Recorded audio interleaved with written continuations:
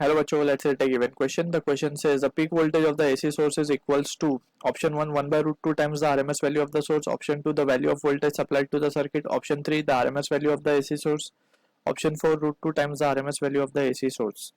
So to understand this question we need to understand about the concept of root mean square, that is abbreviated as RMS.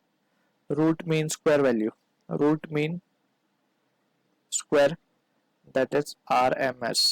तो यहाँ पे अगर हम case consider करें voltage supply का through an AC generator which we have already studied, so उसमें जो voltage output मिलता है that is of the type V equals to V naught sine omega t, that is sinusoidal nature का हमें voltage output मिलता है. And अगर हम इसका VRMS कैलकुलेट करना हो तो we need to first understand, we need to first square the value, square करेंगे हम इसको, फिर then we will take the average and then we will take the root. So इस तरीके से we calculate the VRMS value. अब VRMS और V naught that is a peak voltage और VRMS के बीच में हमें रिलेशन निकालना है. तो उसके लिए we will be going for the derivation part. So उसको समझते हैं पहले. So we can write VRMS को हम क्या लिख सकेंगे, under root of V square means हमारे लिए हो जाएगा V नॉट का square sine square omega t. ठीक है ना, इस तरीके से इसका वैल्यू लिखेंगे.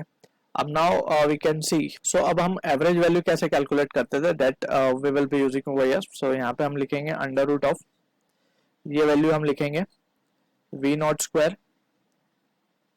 Sign square omega t d t and integration divided by integration of d t and limit will be from 0 to t. For one cycle we are calculating the RMS value. Since यहाँ पे हम reason दे देंगे to calculate the average value we have studied, अगर हमें let's say V का average निकालना है तो यहाँ पे हम क्या लिखते थे, integration V dt upon integration of dt, and जो भी हम साइकिल को कंसिडर करते थे let's say for complete cycle so it will be 0 से t. तो इस तरीके से we use to calculate the average value, right. अब यहाँ पे स्क्वायर है तो हमने जस्ट स्क्वायर करके उसका एवरेज निकाल रहे हैं. So that is the thing, difference वही है बस. तो यहाँ पे वी कैन सी कि अगर हम ध्यान से देखें तो इसको हम क्या लिख सकते हैं, हम VRMS can further be written as under root of, यहाँ से V स्क्वायर तो V नॉट स्क्वायर को बाहर ले लेंगे हम, तो इंटीग्रेशन किसका बच रहा है, sign square omega t d T limit 0 से t डिवाइडेड बाय, इसको हम डायरेक्टली t भी लिख दें तो we can write it as well.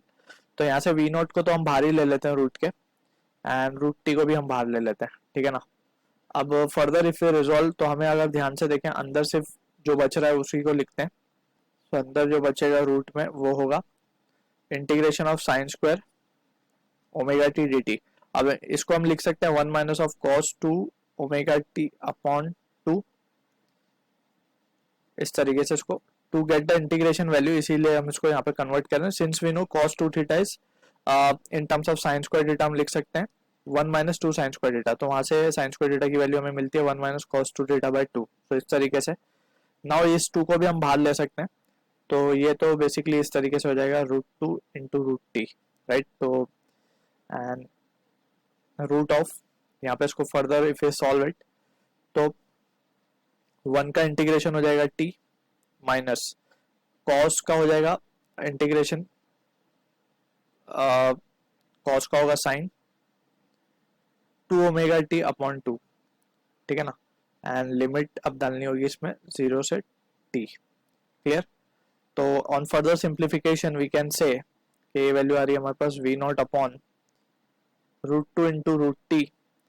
इसको अब फर्दर रिजॉल्व कर लें तो ये आ जाएगा हमारे पास t minus, upper limit put कर रहे हैं तो यहाँ से वी कैन सी दैट कि ये जो वैल्यू आएगी हमारे पास, और ये नीचे 2 ओमेगा भी होगा यहाँ पे, so we forgot to write the omega value इस तरीके से. अब यहाँ पे हम देख सकते हैं कि जब हम t सब्सटीट्यूट करेंगे तो ओमेगा को हम लिख सकते हैं 2 पाई बाय टी, और यहाँ पे भी टी कैंसिल हो जाएगा तो 4 पाई, साइन 4 पाई विल बी 0. तो ये आएगा 0 यहाँ पे 0. अब लोअर लिमिट अब जब सब्सटीट्यूट करेंगे तो 0 माइनस 0 विल बी 0 अगेन. सो ये रिजल्ट आ रहा है हमारे पास. सो यहाँ से अगर हम ध्यान से देखें तो the result finally comes out to be V naught by root 2. So ये result we can see clearly the relation between peak value and RMS value. So peak value क्या हो जाएगी, √2 times of RMS value, जो कि match हो रहा है option number 4 के साथ, right. So this is our peak value, यानी कि मैक्सिमम वैल्यू जो होती है, ठीक है ना. वो मैक्सिमम वैल्यू एसी की क्या होगी, √2 times of RMS value of AC.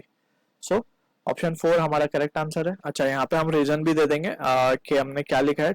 Since omega को हमने क्या कंसिडर किया, 2π/t, राइट, जब ये टर्म 0 हुआ.